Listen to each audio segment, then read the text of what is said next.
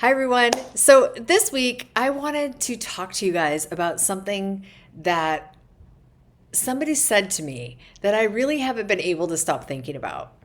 She said that she didn't actually believe that she deserved to have a healthy body, and it blew me away. And I'll tell you the reason why it kind of stopped me in my tracks is because I have heard some version of that sentence from almost every single person I have ever worked with in my coaching capacity.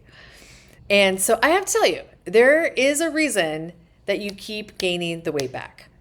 And it's not your willpower, and it's not about the diet you picked or didn't pick, and it's not about finding the right plan or going to the new gym, or it's none of that stuff. The reason, honestly, is something almost nobody talks about in the wellness space, but we're going to talk about that here today. We're going to talk about the metaphysics of believing in yourself. Inner work and your core beliefs of who you believe that you are. This is not just a step in the process of becoming healthier and happier and freer in your life. It actually is the entire process. And why, if you actually want it, all of those things are already yours.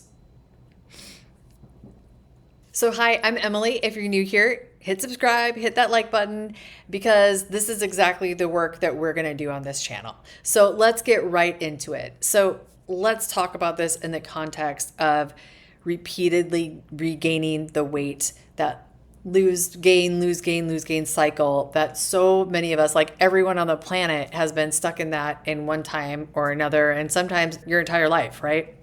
I definitely literally spent decades in that same frame of mind. So I want to be really honest about this. The reason that you gained the weight back and gained the weight in the first place, honestly, it wasn't the diet. It wasn't the workout plan. It wasn't any of that. None of that. It was that the perception of your identity was never updated within. Now, most women, they've done the diet, they've done the meal plan, they've counted the macros, they've gone to the gym every day of the week, they've run on the treadmill, they've done all of the things. They lose the weight because guess what? All of that stuff works. It does work, right? But it doesn't stick. Why? You gain it back. And then you blame yourself, and then the shame spiral starts, and you feel worse about yourself. And every time you go through the cycle, you feel worse and worse and worse and worse about yourself, and you feel like you're broken and you're never going to get fixed. And evidently, that's just the way life is. But there's something inside of you that you know that's not true. You know that that's not true because you have a desire. You keep going back. You keep trying to reinvent the wheel. There is a desire within you that wants something different. So if you don't update your mindset and update the perception of who you are, when you're updating your body and your physical being, you're going to have this area here where there is static and a disconnect. And your brain is going to constantly put you right back to where you believe that you are, what your body looks like, what your mindset is. Your beliefs are running the show. That's why I was so heavily into EFT when that finally clicked for me. Now, EFT, whether you practice it right now or not, I'll just tell you my perspective of that. When I was in the process of losing and gaining, and I would always do that, not just 5 or 10 pounds, I'd be doing like 20, 30, 40, 50 pounds at a time, if not more sometimes, honestly.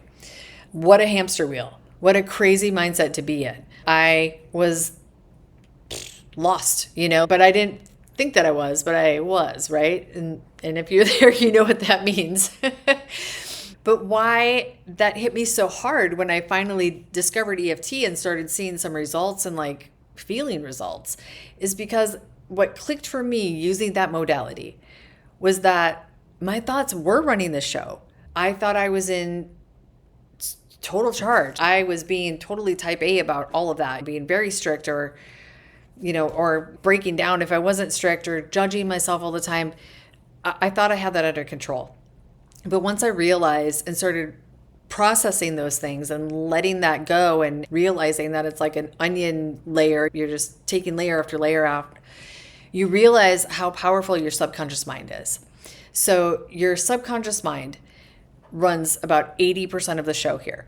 So everything that you do, decisions that you make, quick things that you barely give a second thought to, it's all happening in your subconscious mind. One of the examples that is given a lot is you don't have to think to breathe, and you don't have to think to, your body runs itself.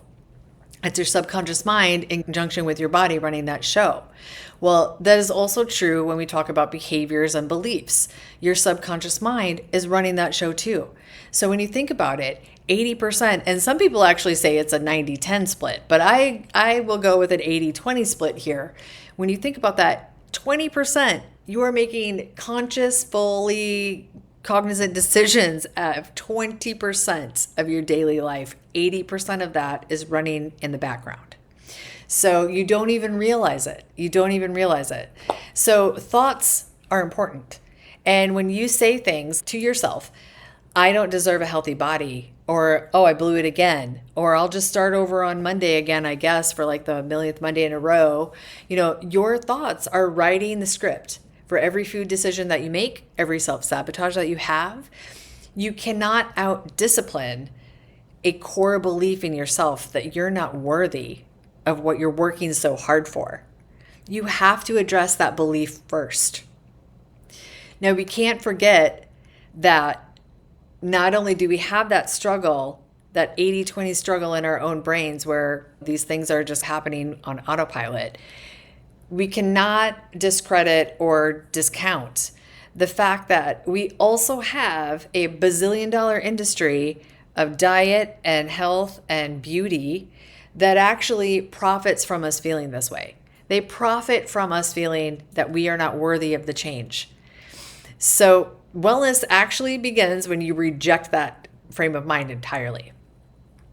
Think about that. The diet culture needs you to believe that you are a problem that constantly needs to be fixed. You're always broken. There's some product and there's something out there that's going to fix you because you just can't figure it out on your own and you can't get it together because you're broken. The whole industry depends on you feeling like you don't deserve any goodness in your life. They're constantly selling you the next big thing. This has been going on forever, but yet we still are programmed. It's our culture. Decide in this moment that your worthiness isn't just like a conditional aspect. And what I mean by that is that feeling worthy isn't conditional on how big you are or how small you are or how strictly you follow a diet or any of that. Your eating behaviors, your discipline.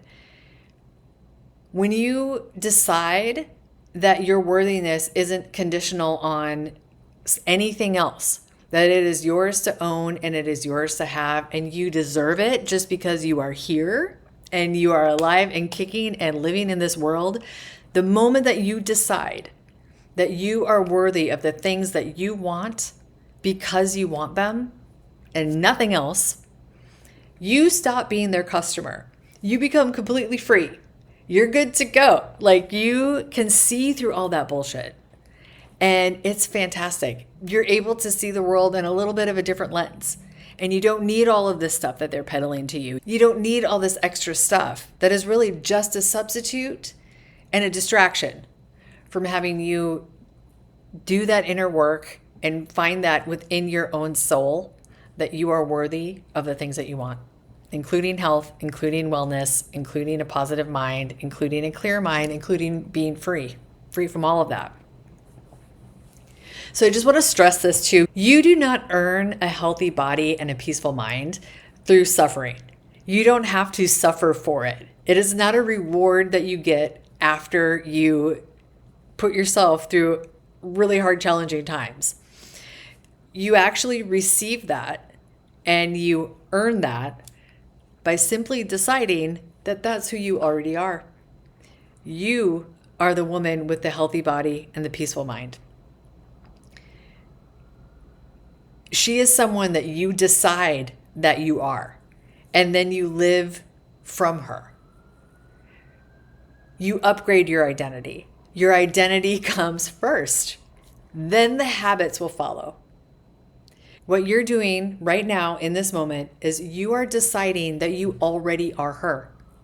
Because you are. Wanting it is the evidence that it is already yours. The desire of want is the signal itself. The longing for feeling free around food. The longing for a body that you can trust, a mind that isn't at war with itself. That desire was not placed in you in order to torment you. That desire was placed in you because it belongs to you. Desire is a direction. If you want it, guess what? It's already on your way. Your only job is to stop blocking it with the belief that you don't deserve it. And that's where all of this gets us stuck at. But what we need to do is decide that we accept it. It's a lot easier said than done, I know. And I know some of you are probably shaking your head. But guess what? It is as simple as that. You need to do what makes you feel good in yourself. Now, that might sound like something completely out of left field. But if you really think about it, if you upgrade your identity first, those good habits follow.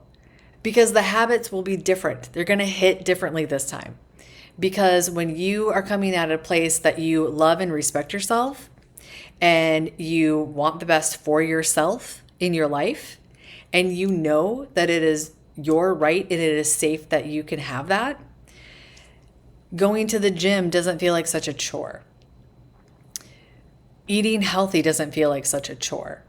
Other options will become available to you that you don't even know is out there yet because you're distracted right now with all of this other stuff. But what we're doing right now is pushing all that other stuff away. Just literally push it away in your mind and open your mind up to this new way of thinking.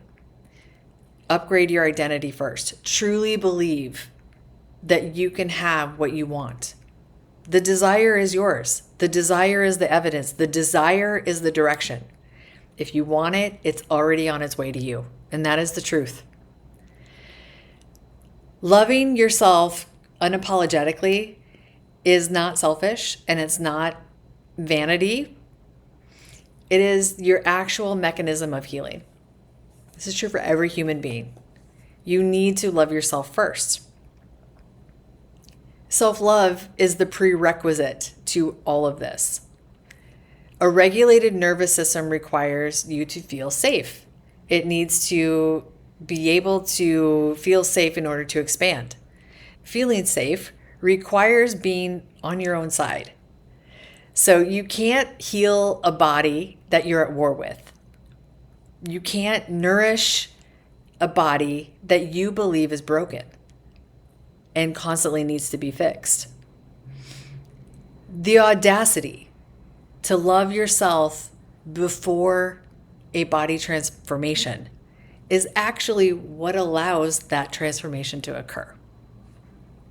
So remember, you are completely worthy of having a healthy body, a healthy mind, a life of freedom from all of that, a life of feeling free in your body, and that your body is not a prison and your mind is not a prison, and that food is a beautiful thing, and that being active is a beautiful thing, and doing what you want to within your body is a beautiful thing, because whatever you desire is yours. So the inner work is not a step. It's the whole thing. It is everything. The body follows the mind. When you rewrite that belief, the belief that you're unworthy, then you decide that you already are this person, worthy of all of these things. And when you decide that you get to love yourself loudly, your behavior changes, your world changes, it shifts just a little bit because your identity has already changed. And that's why it lasts. And that's why this time will be different. So before you click away, I want you to do one thing for me. Put your hand on your heart, or both hands on your heart, and say out loud, I am already her.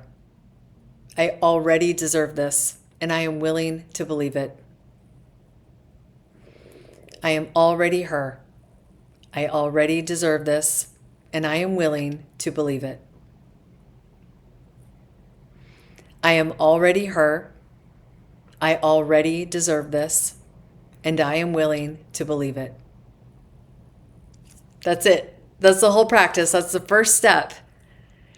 If something in this video landed for you, if you felt that small voice underneath everything saying, oh my God, I think she's talking to me, I want you to honor that.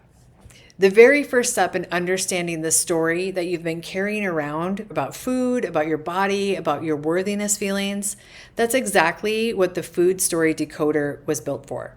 It's a private, gentle assessment that reveals the beliefs and patterns running underneath your habits, your eating habits, your health habits.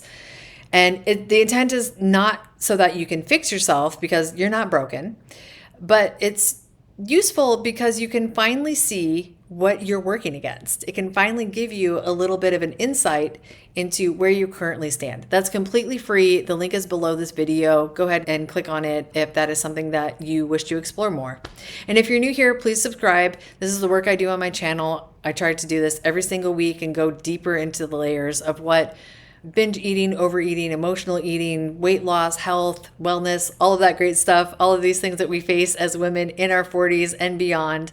If this video moved you, please share it with a woman in your life who needs to hear it and needs to know that she already deserves everything she desires. So I'll see you in the next one, you guys. Thank you, with love and belief in your healing.